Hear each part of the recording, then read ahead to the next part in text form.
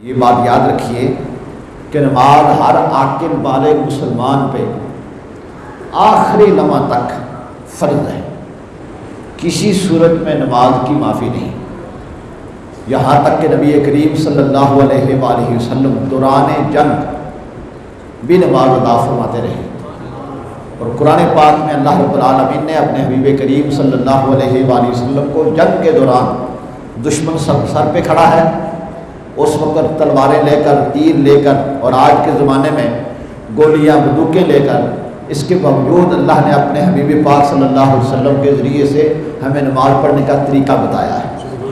یہ نہیں کہا کہ دشمن سر پہ آ جائے تو نماز معاف ہو گئی تمہیں، تم جہاد کر رہے ہو، اللہ کی راہ میں لڑ رہے ہو تو نماز چلو تمہیں معاف نہیں، نماز جنگ کے دوران بھی ادا کرنی ہی کرنی ہے۔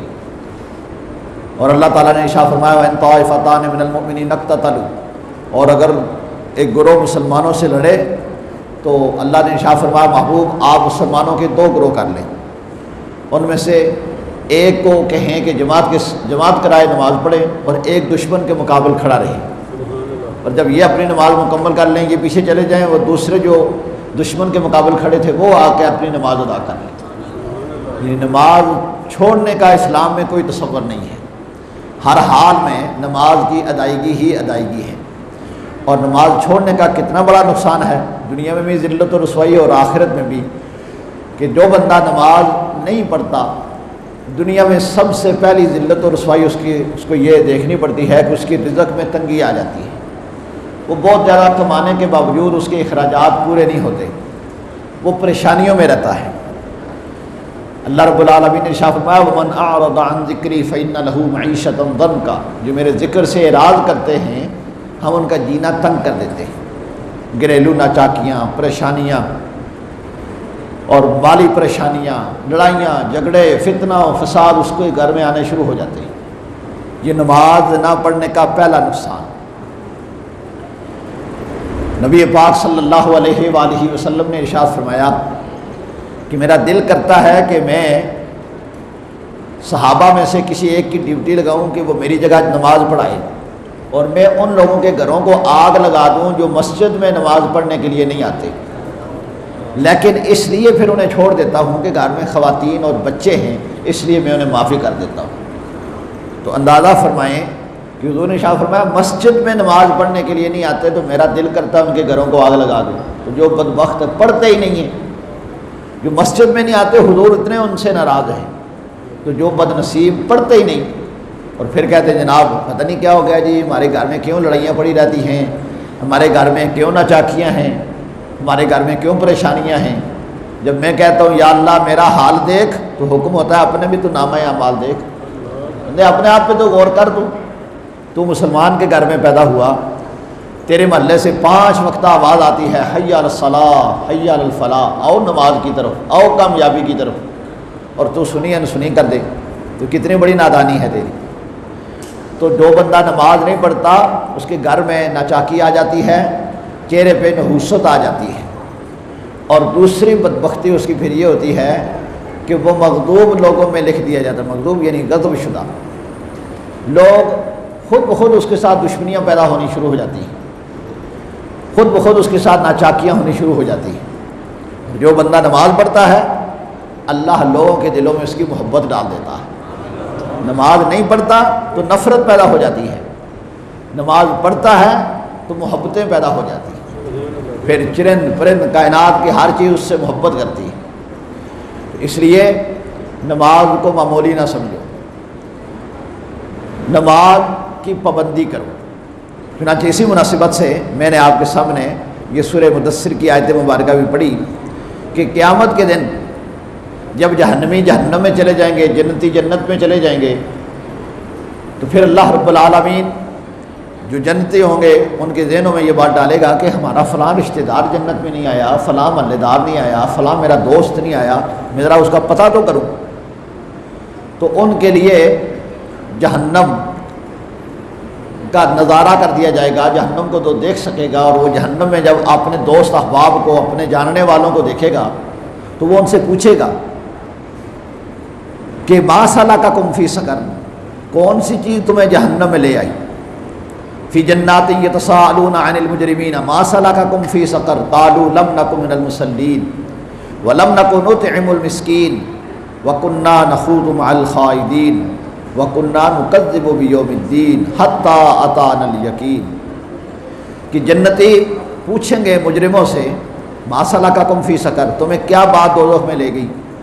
جس طرح اللہ نہ کرے کوئی پکڑا جائے نا، تھانے کوئی پکڑا جائے، کوئی کچہری چلا جائے، جیل چلا جائے، تو پوچھتے ہیں ہم یار کیا ہوا تھا، جرم تیرا کیا تھا، کیوں پکڑا گیا تو اسی طرح کل قیامت کے دن جو اللہ کے عذاب میں پکڑے جائیں گے، پھر جنتی ان سے پوچھیں گے ما سلککم فی سقر، تمہیں کیا بات دوزخ میں لے گئی؟ اب وہ آگے سے جواب کیا دیں گے؟ پہلا جواب کہیں گے قالوا لم نک من المصلین، ہم نماز نہیں پڑھتے تھے، پہلا جرم ہم نماز نہیں پڑھتے تھے۔ نماز نہ پڑھنا اور پھر یہ کہنا کہ جناب میری تو غلطی کوئی نہیں جی، میں تو اپنے ماں باپ کا فرما بردار ہوں، ناپ تول میں بڑے میں کوئی کمی نہیں کرتا، بڑا ٹھیک ہوں میں، یہ خود ہی اپنے آپ کو تسلیاں دینا۔ نماز نہ پڑھنا ہی سب سے بڑا جرم ہے۔ تو قیامت کے دن سب سے پہلے اس جرم کا اقرار کریں گے، لم نک من المصلین، ہم نماز نہیں پڑھا کرتے تھے، ولم نک نطعم المسکین، اور مسکین کو کھانا نہیں کھلاتے تھے۔ ملے دار، رشتہ دار، ضرورت مند لوگ جن کو ضرورت ہوتی تھی ان کی ضرورتیں پوری نہیں کرتے تھے۔ مسلمان کی ذمہ داریوں میں سے یہ بھی ہے نماز پڑھے اور ساتھ ہی اس کے جو عزیز و اقارب رشتہ دار ضرورت مند ہیں ان کی ضرورتوں کو پورا کرے، مگر نہ کل قیامت کے دن اپنے جرموں میں سے اس جرم کا بھی اقرار کرے گا، ہم مسکین کو کھانا نہیں کھلاتے تھے۔ وَكُنَّا نَخُوضُ مَعَ الْخَائِضِينَ، اور بےہودہ فکر والوں کے ساتھ بےہودہ فکر کرتے تھے، یعنی جو بےہودہ قسم کے لوگ تھے ہماری دوستیاں انہی کے ساتھ تھی، نمازوں کا مذاق اڑانے والے، قرآن کا مذاق اڑانے والے، علماء کا مذاق اڑانے والے، مسجدوں کا مذاق اڑانے والے، اسلام کا مذاق اڑانے والے، نبی کائنات صلی اللہ علیہ وآلہ وسلم کا مذاق اڑانے والے، یہ بدبخت اس وقت کہیں گے ہماری دوستیاں تو ان کے ساتھ تھیں۔ پھر جیسی دوستی ہوگی وہ دوست اس کو اپنے ساتھ جہنم میں لے کے جائے گا۔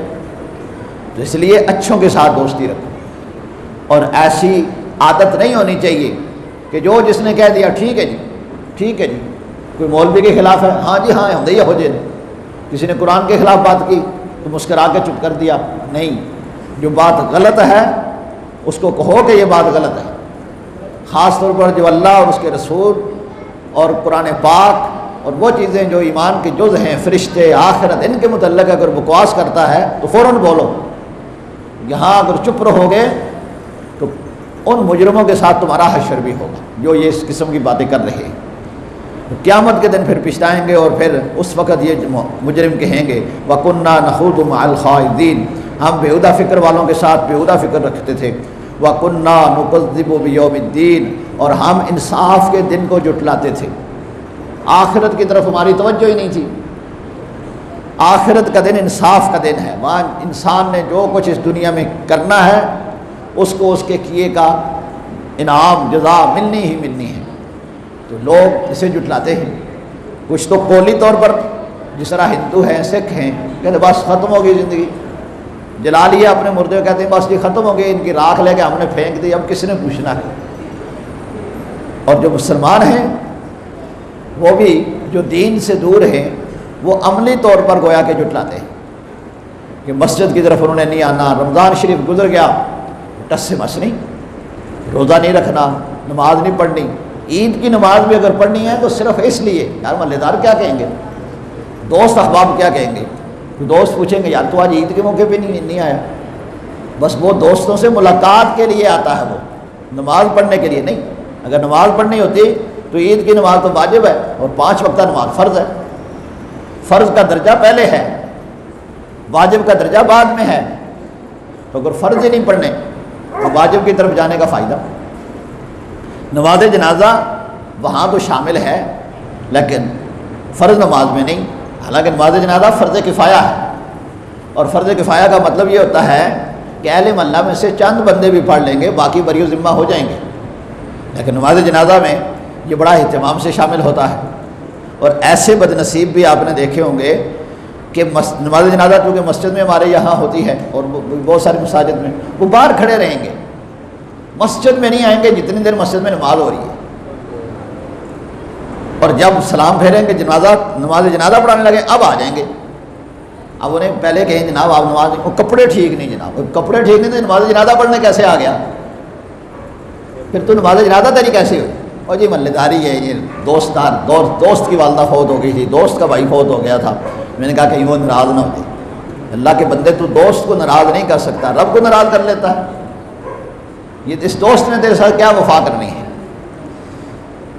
وفا تو اس رب کائنات نے, تو ابھی دنیا میں نہیں آیا تھا, تیرے لیے اس نے خوراک کا بندوبست کیا, تیرے ماں باپ کے دل میں اس نے تیری محبت ڈال دی. 15 سال تک تجھے ہوش نہیں تھا, اپنے کپڑے نہیں بدل سکتا تھا, اس نے تیری ماں کے دل میں تیری محبت ڈالی اور تجھے ہر قسم کی تکلیفوں مصیبتوں سے بچایا.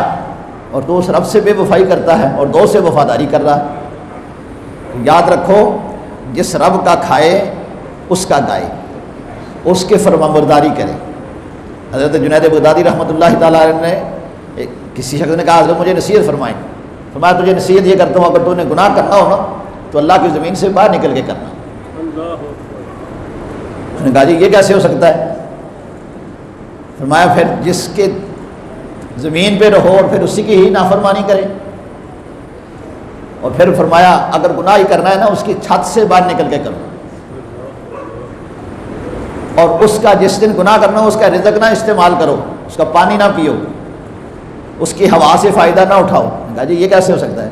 تو فرمایا تیرے گھر میں کوئی بندہ آ کے جرم کرے, تیری چھت کے نیچے تیری روٹی کھا کے تیرے گھر کا پانی پی گئے, تو برداشت کرے گا؟ یار میرے گھر میں آ کے یہ کیوں کر رہا ہے؟ تو جب تو نہیں برداشت کرتا تو رب کائنات کی زمین پہ رہتے ہوئے, اس کی چھت کے نیچے رہتے ہوئے, اس کی دی ہوئی روزی استعمال کرتے ہوئے اس کی نافرمانی کرتا ہے. میں اور آپ, ہم کسی کے ملازم ہوں یا کوئی ہمارا ملازم ہو اور ہم اسے ایک مرتبہ کہ یار یہ بات سن لے, یہ پانی دے دے, یہ فلاں کام کر دے, وہ نہیں کرتا تو اس سے نوکری سے برخاست کر دیتے. تو جناب ہماری بات ہی نہیں مانتا, تجھے نوکر کس لیے رکھنا ہے؟ اور جس رب نے ہمیں ایڈوانس میں نعمتیں عطا کر دی, اس آنکھ کو ہی دیکھ لو کہ اگر اس کے اندر صرف مچھر چلا جائے, کتنی حیثیت ہے مچھر کی, بال چلا جائے تو بندے کی کیا حالت ہوتی ہے. اللہ نے سلامتی عطا فرمائی, آنکھیں عطا فرمائی ہیں, دانت درد ہو جائے بندے کی کیفیت کیا ہوتی ہے. تو اللہ رب العالمین نے یہ ساری چیزیں انسان کو عطا فرمائی. وَإِن تَعُدُّوا نِعْمَتَ اللَّهِ لَا تُحْصُوهَا, اگر تم اللہ کی نعمتوں کو شمار کرنا چاہو تمہاری گنتی ختم ہو جائے, اس کی نعمتیں ختم نہیں ہو سکتی. بے شمار نعمت. تم سوئے ہوتے ہو, دل دھڑک رہا ہوتا ہے, کون ہے؟ کون ہے جس نے یہ نظام تیرا چلایا ہوا ہے؟ تو سویا ہوا ہے, تیرا معدہ کام کر رہا ہے, تیرا جگر کام کر رہا ہے, خون بنا رہا ہے. یہ اللہ نے تیرے لیے یہ ساری نعمتیں عطا کی. اور اس کی طرف سے جب آواز آئے حی علی الصلاۃ, حی علی الفلاح, آؤ نماز کی طرف, آؤ کامیابی کی طرف. دنیا میں ہر انسان, یہ چھوٹے چھوٹے بچے جنہیں ہم لاشعور کہتے ہیں, 5ویں 6ٹھی کلاس میں پہنچ گئے, یہ بھی کہتے ہیں استاد جی دعا کرنا کل ساڑا پیپر ہے. کیوں جی؟ کامیاب ہو جائے, کامیاب ہو جائے. ہر انسان چاہتا ہے مجھے کامیابی مل جائے.